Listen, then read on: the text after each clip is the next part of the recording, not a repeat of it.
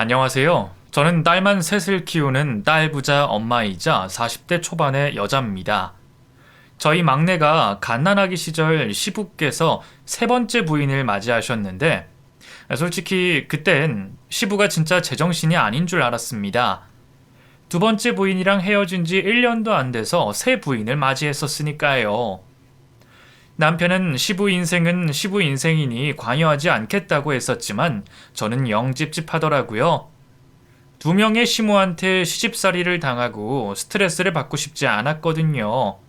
하지만 다행히도 새 시모는 아직까지 저에게 시집살이를 시킨다거나 은근 저에게 눈치를 준다거나 하는 건 없습니다. 오히려 저를 친딸처럼 대해주시고 저와 친해지려고 먼저 노력해주고 계시죠. 그리고 남편과 제가 바쁠 때 저희 딸들도 대신 봐주시곤 하신답니다. 처음엔 저희 딸들을 새 시모에게 맡기는 게 걱정되고 무서웠는데 제가 그런 걱정을 느낀다는 걸 알고 새 시모가 말했습니다. 정은아, 걱정하지 말고 애들 나한테 맡겨. 내가 애들 낮잠도 재우고 자기 전에 씻기고 밥도 제대로 챙겨 먹여줄게. 그리고 실시간으로 사진 자주 찍어 보내줄 테니까 안심하렴. 정 걱정되면 거실에 CCTV 달고 애들 맡길 때 켜서 지켜보든지 해. 남편과 저는 지금 새 시모에게 엄청 감사해하고 있습니다. 이전 시모 때문에 남편과 저에게 아주 큰 트라우마가 생겼었는데 새 시모가 그 트라우마가 치료될 수 있도록 많이 도와주셨거든요. 몇 년 전 이야기이기도 하고 지금 시모와 잘 지내고 있어서 그 이야기를 꺼낼 필요는 없지만 저에게도 재밌는 이야기가 있어서 그런지 여기에 사연을 꼭 보내고 싶더라고요. 부디 지금의 시모가 제 사연을 보는 일이 없길 바라며 남편과 저에게 트라우마를 안겨줬던 그날의 이야기를 한번 해보도록 하겠습니다. 저는 25살이 되도록 연애를 한 번도 해보지 못했습니다. 요즘 말로는 그런 걸 모태솔로라고 한답니다. 저는 25살 때까지 남자 한 번을 만나보지 못해서 친구들에게 모태솔로라고 놀림을 많이 받았었는데 저와 가장 친한 남자 고등학교 동창이 저에게 소개팅을 제안해 줬습니다.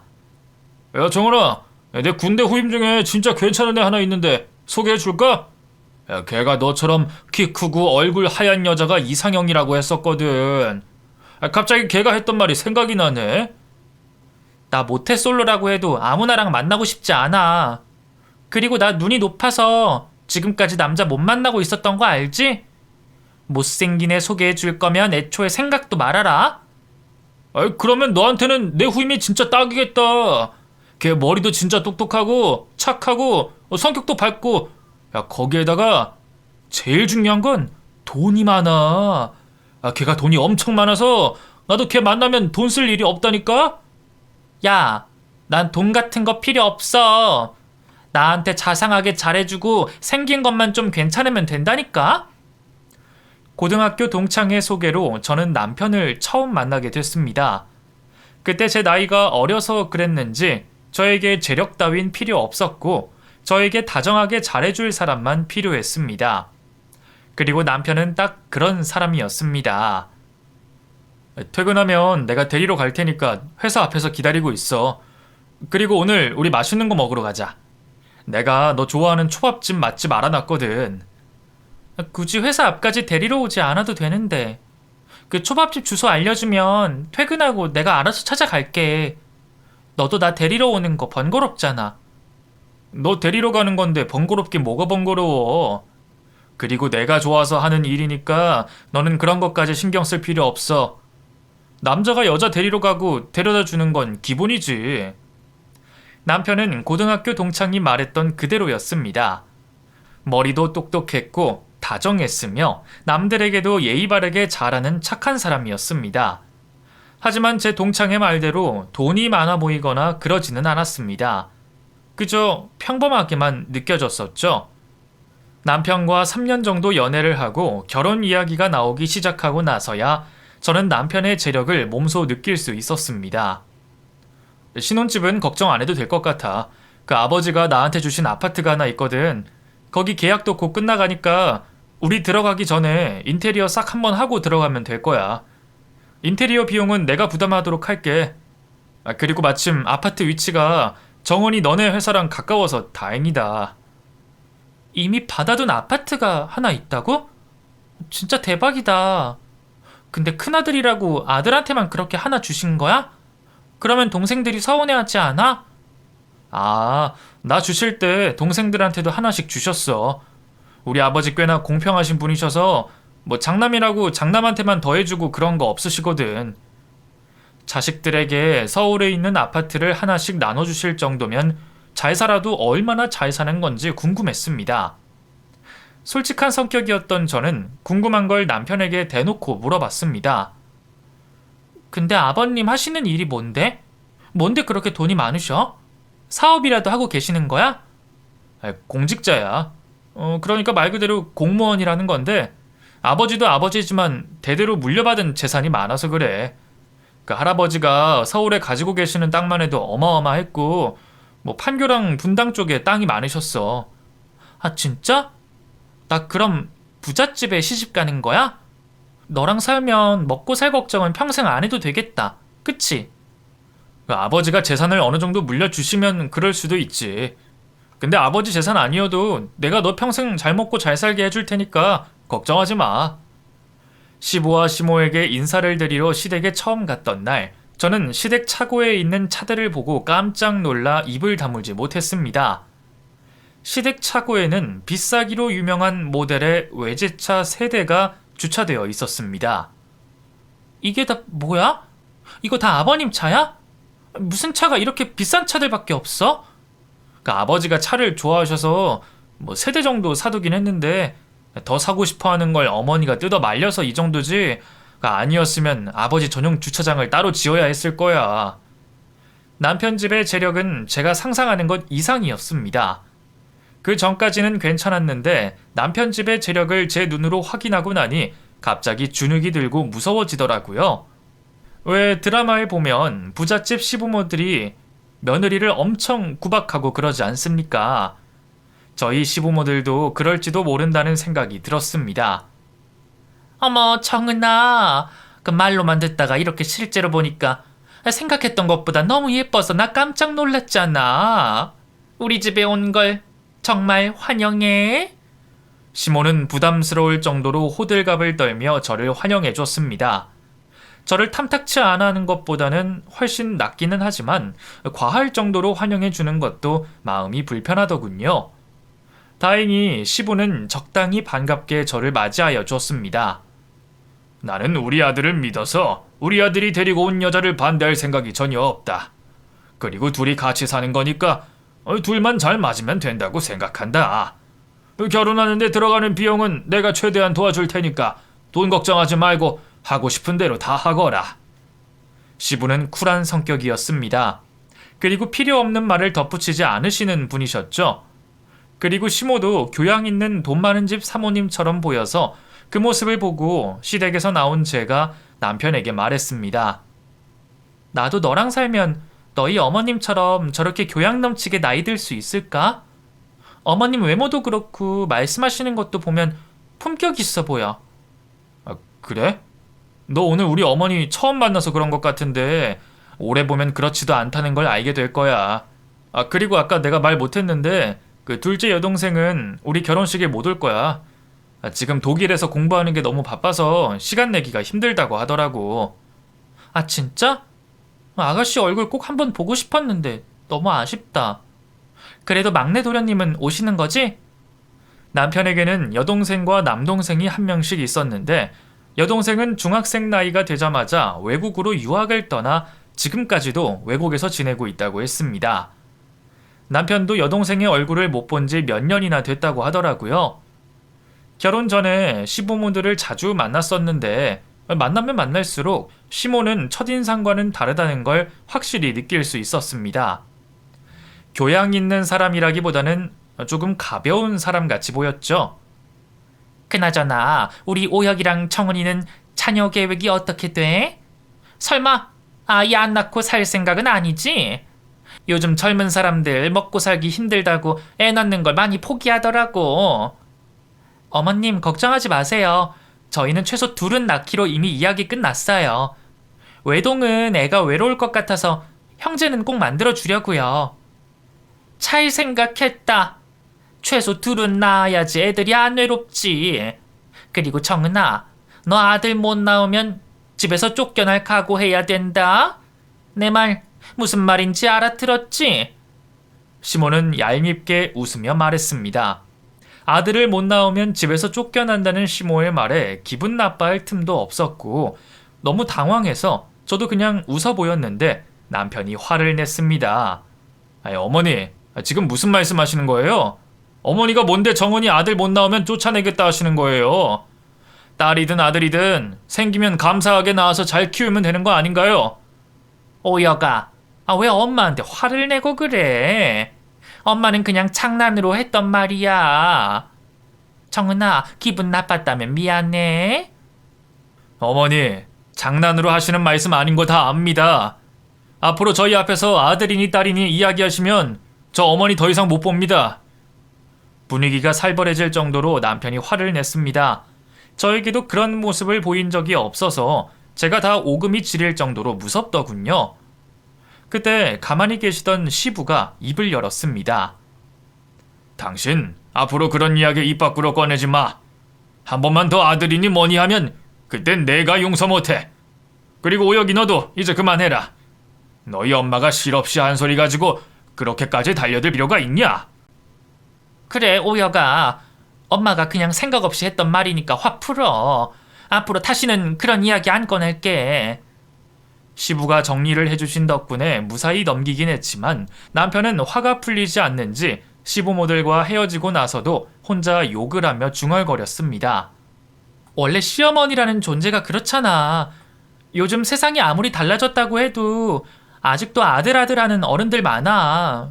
그러니까 네가 이해해. 나는 정말 괜찮아. 나는 안 괜찮아. 그리고 이해 절대 못하고. 만약에 어머니가 나 없을 때 또 아들 이야기 꺼내면 그땐 나한테 바로 말해. 내가 가만 안 둘 테니까. 남편은 정말 시모를 가만두지 않을 것 같았습니다. 그래서 시모가 저에게 아들 이야기를 꺼내도 남편에겐 말하지 말아야겠다고 생각을 했었죠. 그리고 남편이 이렇게까지 화를 내면 시모도 더 이상 말을 꺼내지 않을 줄 알았는데 결혼 후 시모가 보약을 한 채 지어 저희 집으로 찾아왔습니다. 어머님, 이게 다 뭐예요? 큰아들 요즘 야근이 잦아졌다고 해서 걱정돼서 지어오신 거예요? 무거운데 택배로 보내시지 그러셨어요. 이거 우리 오혁이 거 아니고 정훈이 너 먹으라고 가져온 거야. 오혁이는 워낙 건강해서 그 야근 좀 한다고 힘들어하고 그럴 애 아닌 건 내가 제일 잘 알아. 정은아, 이건 매일 하루에 3번씩 꼭 챙겨 먹어. 시모에게 보약을 건네받았을 때 순간적으로 너무나 감동을 했습니다. 이렇게까지 며느리를 챙기는 시모가 어디 있겠나 싶었죠. 사랑받는 며느리가 된 것 같아서 감동에 젖어 있는데 시모가 그 감동을 깨는 소리를 했습니다. 이거 아들 낳게 만들어주는 보약이야. 엄청 유명해서 예약이 2년이나 밀려 있었는데 내가 지인의 힘을 빌려서 바로 받아온 거니까 절대 거르지 말고 다 먹어야 된다. 이거 엄청 귀한 거야.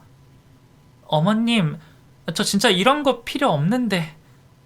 그래도 힘들게 구해오신 거니까 감사하게 잘 먹도록 하겠습니다. 오혁이한테는 절대 그런 보약이라고 말하지 말고 먹어. 괜히 오혁이 그 사실 알았다가는 전처럼 난리 나니까. 알겠지? 시모도 남편이 무서운지 남편에게 보약의 정체를 말하지 말라고 신신당부를 했습니다. 하지만 부부 사이에 비밀이라는 게 있을 수 없지 않겠습니까? 제가 저녁에 시모가 가져다 준 보약을 챙겨 먹자 남편이 그게 뭐냐고 물었습니다. 이거 어머님이 오늘 나 먹으라고 가져다 주신 보약이야. 그 아들 낳게 해주는 보약이랐는데 어렵게 구한 거라고 꼭 다 먹으라고 해서 먹고 있는 거야.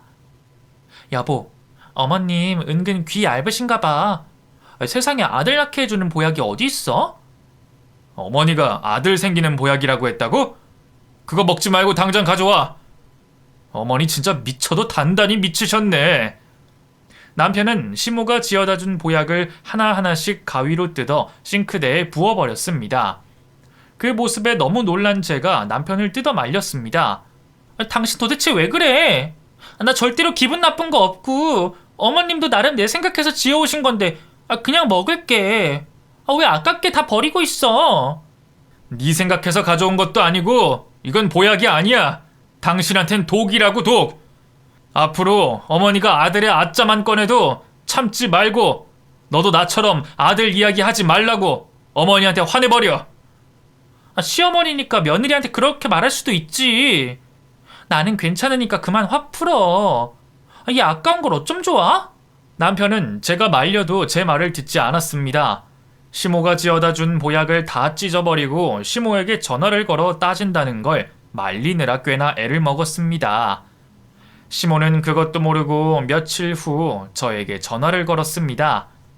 정은아, 내가 지어준 보약 잘 챙겨 먹고 있어? 먹어보니까 어때? 몸에서 변화가 좀 오는 것 같아? 어머님, 진짜 죄송한데요. 남편이 그 보약 정체를 알고 다 찢어버려서 못 먹고 있어요. 정말 죄송합니다. 오혁이가 그걸 다 찢어버렸다고? 너는 내가 오혁이한테 절대 그 이야기 하지 말라고 신신당부를 했는데 그걸 또 바로 일러 바쳤니? 너 내가 곤란해졌으면 하는 거야? 그게 아니라 남편이 뭐냐고 묻길래 생각도 못하고 말해버렸어요. 정말 죄송합니다. 전화통화였지만 시모가 길길이 날뛰는 게 느껴졌습니다. 그런 시모에게 쫄아서 아무 말도 못하고 있었는데 시모가 따발총처럼 말을 했습니다. 내가 다 너 생각해서 어렵게 구해다 준 건데 그걸 다 버리게 내버려 두면 어떡하니?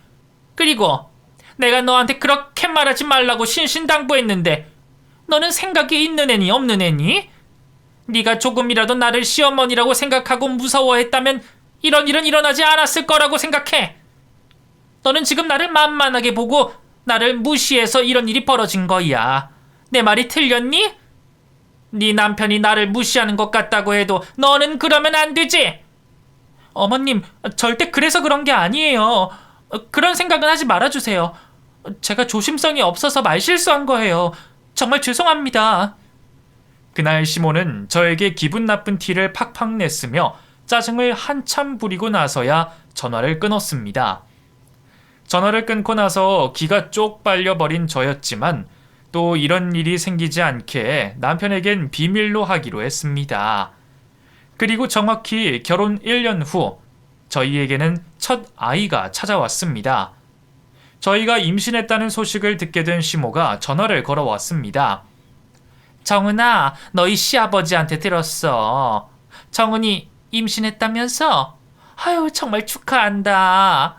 내가 오혁이랑 우리 정은이 어서 임신하기를 얼마나 기다린지 몰라.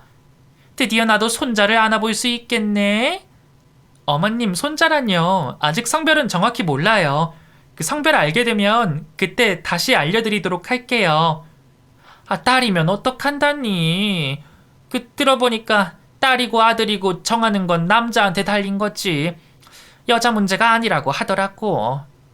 너희 딸 낳게 되면 그거 다 우리 오혁이 때문일 거다. 시모는 갑자기 저에게 남편 욕을 해대기 시작했습니다. 대충 웃으며 대꾸하고 넘겼는데 제 뱃속에 있는 첫 아이가 딸이라는 소식을 듣고 시모는 집으로 찾아와서 남편 욕을 본격적으로 시작했죠. 이 봐라, 나 이럴 줄 알았다. 오혁이 관상을 보면 아들 낳을 관상이 아니야. 아우, 장남이 아들 못 낳으면 어떡하냐고. 오혁이한테는 딸 시합밖에 없는 거 아니야? 그러면 진짜 문제 있는데. 어머님, 저희는 아들이든 딸이든 뭐든 좋아서 괜찮아요. 어머님 손주 못 안아보셔서 서운하시겠지만 아가씨도 있고 막내 도련님도 있잖아요. 둘째는 어차피 딸이라 소용없고 막내는 장가가려면 한참 멀었잖아. 그리고 장남이 낳아야 의미가 있지. 막내가 낳아서 무슨 의미가 있겠니?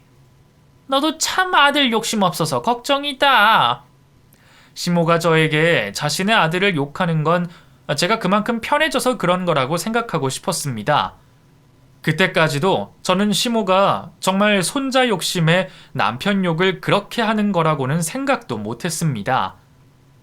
시모의 손자 욕심이 하늘을 찌르고 있다는 사실을 정확하게 인지한 건 제가 큰딸을 낳고 산후조리원에 누워있을 때였습니다. 시부와 시모가 저와 아이를 보러 찾아왔었는데 시모와 저 둘만 남게 될 때가 있었습니다.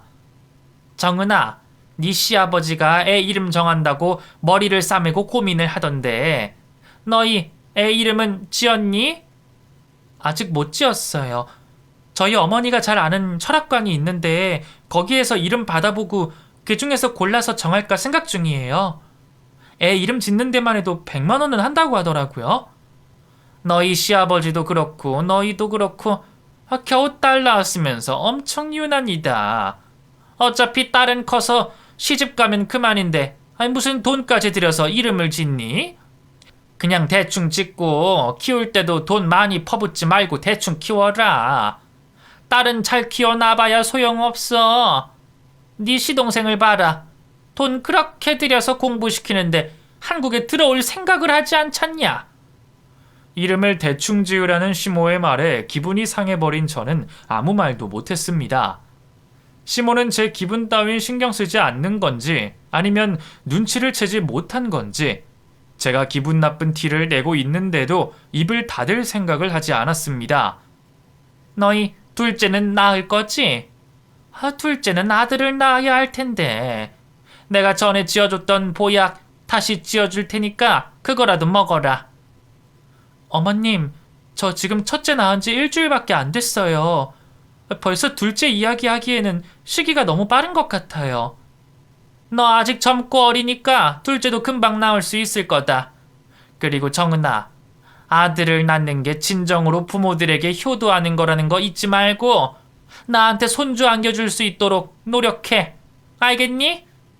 시모가 아들 이야기를 꺼낼 때마다 남편이 과하고 예민하게 반응하는 거라고 생각을 했는데 그제야 남편이 왜 그렇게까지 반응을 한 건지 이해가 됐습니다. 시모는 저희의 큰딸이 자신의 첫 손주임에도 불구하고 한 번을 자신 품에 안으려고 하지 않았고 용돈으로 10,000원 한 장도 쥐어준 적이 없었습니다. 남편과 제가 큰딸의 돌잔치를 준비하고 있을 때였습니다. 어차피 딸인데 무슨 돌잔치를 해준다고 그러니? 그냥 대충 집에서 너희들끼리 케이크에 촉 꽂아서 노래 부르고 끝내. 돌잔치하면 너희도 너희지만 나까지도 피곤해진단 말이야. 그 말을 듣고 시모에게 오만정이 다 떨어질 정도로 기분이 나쁘긴 했지만 남편이 알면 또 불같이 화낼까봐 시모가 저에게 했던 망언을 전달하지 않았습니다. 그리고 큰딸의 돌잔치 날 다행히도 시모는 참석하지 않았습니다. 아버지, 어머니는 왜 안 보이세요? 분명 오늘 같이 오신다고 했던 것 같은데요. 너희 엄마 갑자기 아파서 못 오게 됐다. 속도 안 좋고 어지럽다고 하길래 집에 누워 있으라고 했어. 아, 그래요? 그럼 어쩔 수 없죠 뭐. 아버지라도 와주셔서 감사합니다. 저기 아버지 자리 마련해 뒀으니까 저쪽에 앉아 계세요. 저는 시모가 일부러 아픈 척을 하고 돌잔치에 오지 않았다는 걸 눈치챘습니다. 그래도 남편에게는 시모가 일부러 안 온 것 같다고 말을 하지는 않았는데 남편도 이미 저처럼 눈치를 채고 있었지만 말만 안 할 뿐이었습니다. 어머니 해도 해도 너무하신다. 아무리 딸인 게 마음에 안 들어도 그렇지 첫 손녀 돌잔치인데 왔어야 되는 거 아니야? 내가 정말 눈치 못 챌 거라고 생각하고 안 오신 건가? 뭐야? 당신도 어머님이 일부러 안 오신 거 알고 있었어? 나 당신 화낼까봐 일부러 말 안 하고 있거든. 내가 바보도 아니고 당연히 바로 눈치챘지. 내가 볼 땐 막내 동생도 눈치챘는데 아버지만 눈치를 못 채고 계신 것 같아. 성격이 쿨한 게 이럴 땐 안 좋다니까. 그리고 제가 둘째도 딸을 임신했었는데 시모는 둘째도 딸이라는 소식을 듣고서 엄청 비아냥거리셨습니다. 아휴, 내가 그럴 줄 알았다. 오혁이 능력이 그것밖에 안 될 거라고 진작에 예상을 했어. 누굴 탓하겠니? 내 아들이 그 모양인걸. 그래도 셋째가 있으니 셋째의 기대를 걸어봐야지. 셋째라뇨? 어머님, 저희 둘까지만 낳고 안 낳겠다고 말씀드렸었잖아요. 셋까지는 저희 정말 무리예요. 돈 때문에 그러는 거면 돈 걱정은 하지 않아도 된다. 너희가 아들만 낳아봐라. 내가 너희 시아버지한테 말해서 매달 용돈도 많이 보내줄 수 있어. 어머님, 돈 때문이 아니라요. 새 키우기엔 저희가 너무 힘들어요. 그리고 애들 연년생이라 남편이랑 제가 뼈를 갈아가면서 애들 키워내야 되는데 언제 셋째를 낳아서 키워요. 시몬은 돈을 대줄 테니까 어떻게든 셋째는 아들을 낳으라고 난리도 아니었습니다. 연년생을 낳아보신 분들은 아시겠지만 갓난아이 둘을 키우는 건 결코 쉽지 않은 일이랍니다. 두 아이를 키우는데도 정신이 없는데 셋째를 어떻게 가지겠나요? 남편과 제가 일상까지 이루면서 힘들게 아이를 키우고 있는 걸 시모도 뻔히 알면서 저희를 볼 때마다 셋째 이야기를 꺼내셨습니다. 너희 도대체 셋째는 언제 가질 생각이니? 둘째 낳은 지 1년 정도 지났으면 정은이 몸도 회복됐을 텐데 이만하면 낳을 때 되지 않았니? 그리고 너희 애 키우는데 힘들면 둘이서 고생하지 말고 아기 봐주는 이모님 써. 어머님, 저희 이미 도와주시는 이모님 계시고요. 셋째는 진짜 힘들어요. 애 키워보니까 알겠더라고요. 애 키우는 게 세상에서 제일 힘든 일이라는 걸요. 그래서 저는 더 이상 못 낳아요. 어머님이 3명이나 낳아서 기르신 것 정말 대단하신 것 같아요. 아이를 셋이나 낳아 기른 시모가 존경스러워 보여 시모에게 엄지손가락을 치켜 세워줬더니 시모는 부끄러운지 얼굴이 홍당무처럼 붉어지셨습니다. 이미 지나간 이야기는 됐고 너희 셋째를 내가 목 빠지게 기다리고 있으니까 하루라도 빨리 가져서 낳도록 해라. 어머니, 이 사람이랑 저랑 정말 힘드니까 장난으로라도 셋째 이야기하지 마세요. 설마 손주 보고 싶어서 계속 셋째 가지라고 하시는 건 아니죠? 남편의 말에 정곡이 찔렸는지 시모는 아무 말씀도 하지 않았습니다. 그리고 그 이후로 시모는 셋째 이야기를 입 밖으로 꺼내지 않으셨죠. 그렇게 시간이 흐르고 흘러 둘째가 4살이 됐을 때 의도치 않게 셋째가 생겼습니다. 그리고 시댁에 들러 셋째 소식을 시부모에게 전하자 시모가 신이 나서 말했습니다. 어머, 내가 너희 결국엔 셋째 가질 수 있을 거라고 생각했어. 축하한다, 정은아. 내가 기대 많이 하마. 이번엔 꼭 아들 낳자. 아이, 당신은 왜 자꾸 아들 이야기 꺼내는 거야? 오혁이가 아들 이야기하는 거 싫어하는 거 알면서도 당신 도대체 왜 그래? 눈치 없이 오혁이 앞에서 아들 이야기 꺼내지 말고 입 다물어. 시모는 저희 셋째가 아들이길 기대하셨겠지만 시부모들에게 셋째 임신 소식을 전했을 때 저희 부부는 이미 셋째의 성별을 알고 있을 때였습니다. 어머니, 지금 이 사람 뱃속에 있는 우리 셋째 딸이에요. 셋째도 딸이고 저희 셋째 이후로는 절대 안 나올 거니까 그렇게 아세요. 진짜 미친 거 아니야? 셋째도 딸이라고? 너희 그래서 셋째 딸인 거 알면서도 낳겠다고 온 거니? 너희 둘 다 정신이 나가도 제대로 나갔구나. 셋째가 딸인 거 알면 지웠어야지. 시모의 말이 끝나고 무거운 정적이 흘렀습니다. 그리고 남편은 예상과 다르게 아무 말도 하지 않고 그대로 자리에서 일어나더니 밥을 먹고 있는 저와 아이들을 데리고 집으로 돌아왔습니다. 여보, 어머님 말 듣고 화 많이 났지. 당신이 그 자리 엎어버릴까봐 걱정을 엄청 했었는데 참아줘서 고마워. 너무 화가 나니까 아무 말도 안 나오더라고. 그리고 나 앞으로 어머니 볼 생각 없고 셋째 낳아도 어머니 안 부를 거니까 당신도 어머니 연락 오면 다 무시해. 남편이 화가 단단히 나서 홧김에 시모를 안 보겠다고 말한 건 줄 알았는데 남편은 그날 이후 아이를 낳을 때까지 정말 시모를 보지 않았습니다. 연락이 와도 모조리 무시해버렸죠. 시모는 그런 남편을 이해해줬고 시모는 남편 몰래 저에게 틈틈이 연락을 했었습니다. 남편이 저에게 시모의 연락을 무시하라고 했었지만 차마 저까지 그럴 수가 없었죠. 정은아, 오늘 오혁이 몰래 집에 가서 셋째 좀 구경해도 될까? 그 오혁이한테는 낙한다고 말하지 말고 나 잠깐만 아기 얼굴 볼 수 있게 해줘. 그럴 수 있지? 애들 아빠 오늘 낮부터 저녁까지 일 있어서 나갔는데 그때 오셔서 보면 될 것 같아요. 애들 아빠한테는 비밀로 해드릴게요. 저도 시모가 밉기는 했지만 아이 얼굴을 궁금해하는 시모에게 오지 말라고 할 수가 없었습니다. 좋은 마음으로 시모를 집으로 초대했었죠. 그리고 다행히도 시모는 셋째를 보며 엄청 예뻐했습니다. 아이고 예뻐라. 어딜 가든 셋째 딸이 제일 예쁘다고 하더니 우리 아기 이제 막 태어났는데도 예쁜 게 눈에 보이네. 그렇죠 어머님. 셋째가 눈이 엄청 예쁘다고 산부인과랑 산후조리원에서 소문이 파다했어요. 아들 낳은 집에서 사돈 맺자고까지 했다니까요. 그러게 엄청 예쁘다. 정말 고생했어 정은아. 애들 때문에 집에서 박혀있어서 답답하지 않아? 내가 아기 한두 시간만 봐줄 테니까 잠깐 바람 좀 쐬고 와. 듣던 중 반가운 소식이었습니다. 잠깐 바람 쐬고 오라는 시모의 말에 저는 바로 겉옷을 챙겨 들었습니다. 그럼 어머님, 저 집 앞에 카페 가서 커피 좀 마시고 올게요. 올 때 어머님 커피 좀 사올까요? 거기 디저트도 엄청 맛있거든요. 난 됐으니까 애 걱정은 말고 거기서 커피랑 디저트 여유롭게 먹고 와. 1시간 정도면 충분하지? 나는 2시간도 봐줄 수 있으니까 걱정하지 마. 어머님, 정말 감사드려요. 그럼 저 금방 먹고 올 테니까 필요한 거 있으시면 바로 전화 주세요. 저는 신이 나서 집 앞 카페로 향했습니다. 오랜만에 갖는 혼자만의 시간이라 저는 그곳에서 커피도 마시고 디저트도 실컷 먹고 30분 만에 집으로 돌아갔죠.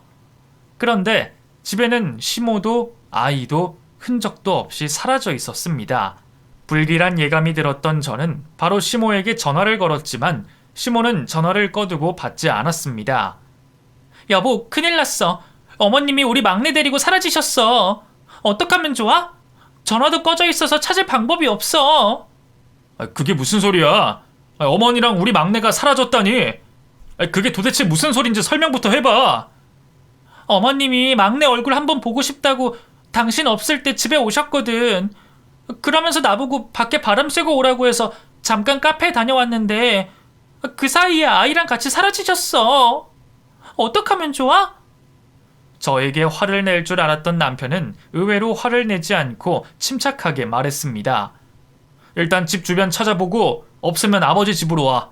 난 아버지 집 근처에서 찾아보고 아버지 집에서 기다려볼게. 저는 집 주변을 미친 듯이 찾아 헤맸습니다. 첫째랑 둘째를 데리러 가야 되는 시간이 다가온 것도 깜빡 잊고 시모를 찾아 헤맸죠. 그렇게 장작 8시간이 흐르고 시모가 집에 있다는 연락을 받고 시댁으로 달려갔습니다. 남편은 아직도 아이를 찾아 헤매고 있는지 보이지 않았습니다. 현관문을 열고 들어가니 거실 소파에 시모가 태연한 표정을 지으며 앉아 있었습니다. 제가 시모에게 달려가 시모의 어깨를 붙잡고 말했습니다. 어머님, 우리 막내 어딨어요? 왜 어머님만 여기 계시는 거예요? 도대체 우리 애 어쩌셨냐고요? 걱정하지 마라. 내가 안전한 곳에다 맡겨놨다. 어차피 너 걔랑 한 달밖에 더 붙어 있었니? 정 더 붙기 전에 너랑 떨어뜨려 놓으려고 한 거니까 내가 하자는 대로만 해라. 그게 무슨 소리예요? 안전한 데다가 맡겨놨다뇨? 내 딸을 어머님이 뭔데 다른 곳에다 맡겨놓고 정을 떼게 만든다는 거예요? 어머님 설마 애를 어디다 갖다 버리시고 온 건 아니죠? 이미 딸 둘이나 있는데 무슨 셋이나 키우겠다고 그러니? 없는 애라고 생각하고 다시 셋째 준비해라. 내가 볼 땐 너희 한 번만 더 낳으면 아들 낳을 수 있을 것 같다. 그때 남편이 집으로 들어왔습니다. 그리고 시모에게 사정을 더 듣지도 않고 바로 시모의 뺨을 날려버렸죠. 미친년 같으니라고. 설마 했는데 이번에도 그런 짓을 해? 당신이 우리 제2고아원에 갖다 버렸을 때 그때 이 집에서 쫓아내야 했는데 감히 내 동생도 모자라서 내 새끼까지 갖다 버려? 당신 정말 내 손에 죽고 싶은 거야? 도대체 남편이 무슨 소리를 하는 건가 싶었습니다.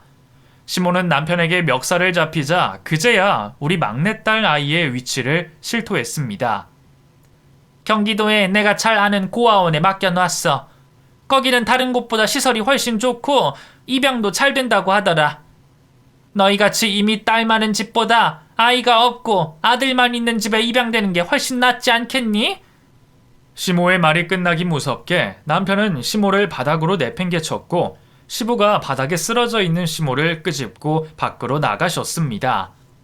시부와 시모가 사라지고 난 후 제가 남편에게 이게 다 무슨 일이냐고 묻자 남편이 저만 몰랐던 시댁의 비밀을 실토했습니다.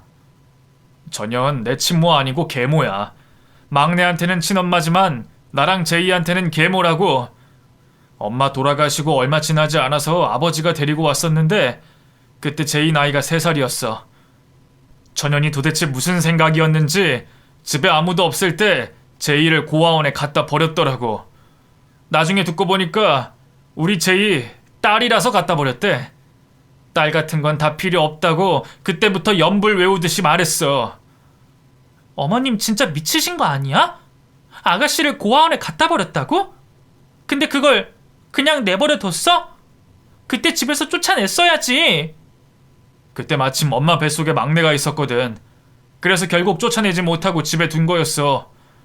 그리고 전현이 나랑 제이 자기 친자식처럼 잘 키울 테니까 한 번만 봐달라고 해서 봐준 건데 결국엔 내 딸한테까지 그런 몹쓸 짓을 할 줄은 정말 몰랐어. 그걸 왜 이제야 말했어? 나한테 말이라도 해줬으면 내가 어머님이랑 아기 둘만 있게 만들지 않았을 거 아니야. 나는 어머님 철석같이 믿고 그냥 둔 거였다고. 콩가루 같은 집안 이야기를 너한테 할 수가 없었어. 너무 창피하고 부끄러웠거든. 남편은 서러움에 눈물을 흘렸지만 더 이상 시간을 지체할 수 없어 시모가 저희 막내딸을 버린 고아원으로 달려갔습니다. 그리고 저희는 갓난아기들 사이에 누워있는 저희 딸을 한눈에 알아채고 찾아올 수 있었죠. 어쩐지 이상하다고 했어요. 그 친부모도 아니고 할머니라고 하시는 분이 데리고 왔는데 차림새가 너무 화려하시더라고요. 아기 못 받겠다고 하면 더 위험한 짓 하실까봐 일단 아이 받고 경찰에 신고할 참이었어요. 막내를 찾고 다시 시댁으로 갔습니다. 시부에게 막내를 보여드리며 안심을 시켜드려야겠다는 생각 때문이었죠. 시댁으로 가니 시모가 무릎을 꿇고 시부 앞에 앉아 있었는데 시모는 저희가 들어서자마자 눈물을 보이며 자신의 과거 이야기를 꺼냈습니다.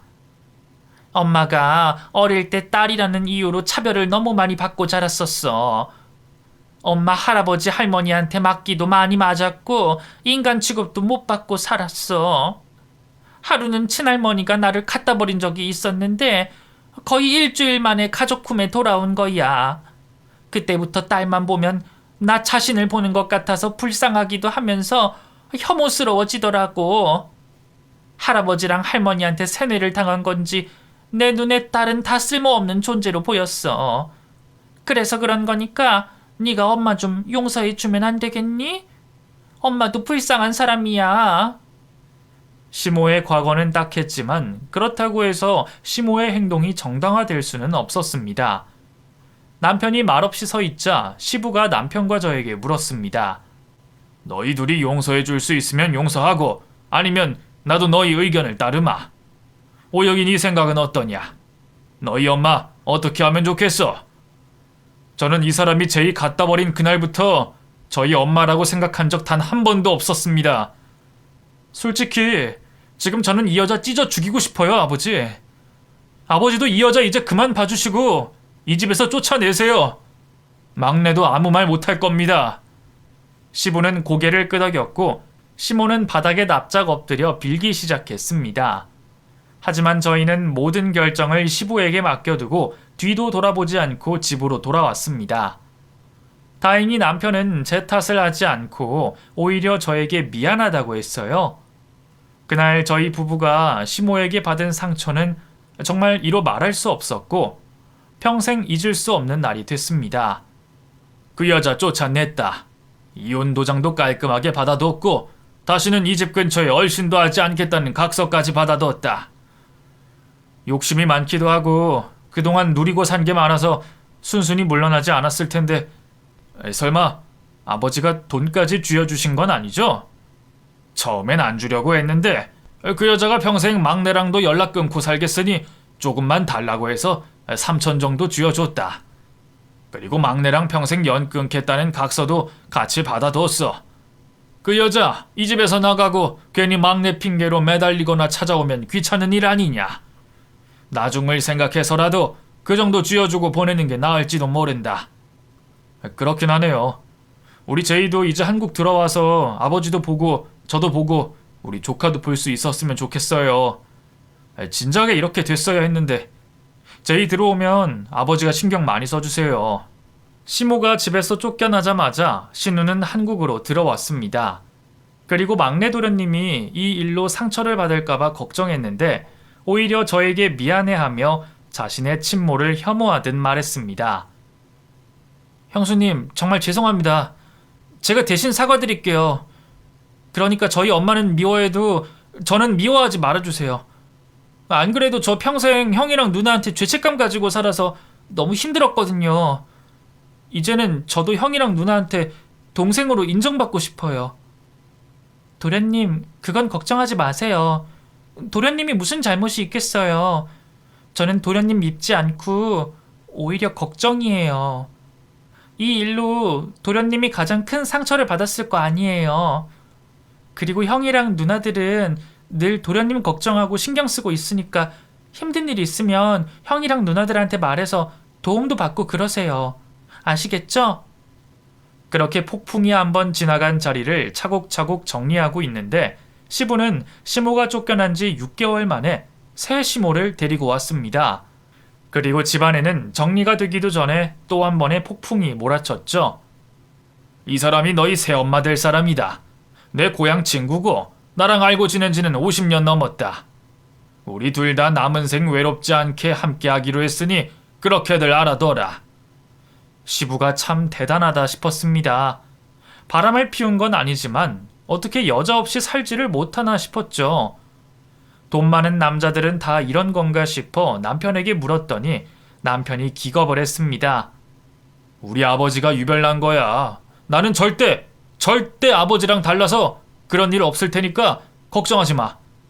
그리고 우리 아버지 바람 피우고 그러신 건 아니잖아. 그래도 난 좀 신경 쓰이네. 그리고 새로 오신 그분을 어떻게 대해야 될지 모르겠어. 아버님이랑 그분은 기분 나쁘실 수 있겠지만 난 한동안 그분한테 우리 아이들 보여주고 싶지도 않아. 걱정하지 마. 그분도 우리 사정 다 알아서 이해해 주실 거야. 그리고 아버지 친구 말로는 그분 엄청 좋으신 분이시래. 남편이랑도 사별했고 아이도 없다고 하시더라고. 평생 재혼할 생각 없었는데 아버지가 6달 동안 쫓아다니면서 매달려서 받아주기로 하셨대. 그러니까 너무 걱정하지 말자. 남편은 말은 그렇게 하면서도 자기도 새어머니에게 아이들을 보여주는 게 깨름직했는지 시댁 식구들이 모이는 날에는 아이들을 꼭 저희 친정에 맡기곤 했습니다. 저희가 그렇게 해도 새 시모는 단 한 번도 아이를 왜 데리고 오지 않냐고 묻지 않았습니다. 불편한 상황이 생기지 않게 최대한 노력해 주셨죠. 새 시모가 시부와 함께 산 지 1년 정도 됐을 때 남편과 제가 안심을 하고 아이를 보여드렸는데 새 시모는 아이들을 진심으로 예뻐해 주셨습니다. 내가 아이가 좋아서 유치원 선생님이 되고 싶었는데 그것도 못하고 내 아이도 못 낳아서 엄청 속상했었거든. 나는 평생 어린아이 품 한 번 못 안아보고 죽겠다 했는데 말년에 남편 잘 만나서 손녀 셋이나 안아보고 얼마나 좋은지 몰라. 새 시모에게 아이를 보여주자 시모는 그때부터 매일같이 집에 찾아와 아이들을 보고 가셨고 주말마다 전화를 걸어 아이를 봐줄 테니 데이트를 하고 오라는 둥, 아이들이 자기를 보고 싶어 하지 않냐는 둥, 어떻게든 아이들 얼굴을 한 번이라도 더 보려고 하셨습니다. 지금 남편과 저는 새 시모에 대한 경계심이 완전히 풀려서 주말마다 아이들을 시모에게 맡기고 있답니다. 그리고 아이들이 새 시모를 할아버지보다 더 좋아하고 잘 따르고 있답니다. 앞으로 저희 집은 지금만 같았으면 좋겠습니다. 힘든 일이 닥쳐오더라도 제발 아이 관련된 일만은 아니었으면 좋겠네요. 그러기 위해선 남편과 제가 아이들에게 좋은 본보기가 되고 아이들에게 부족함 없이 해줘야겠지만 말이에요. 아이를 다 키워서 시집 장가까지 보내신 분들이 너무나 존경스럽고 대단하다고 생각합니다. 인생 선배님이신 여러분들도 아이를 키우면서 많은 일들을 겪어보셨겠죠? 힘들어도 어떻게든 잘 살아내신 인생 선배님들을 보고 용기를 많이 얻고 있습니다. 저도 아이 셋 키우는 게 힘들어도 선배님들처럼 잘 견뎌봐야겠습니다. 감사합니다.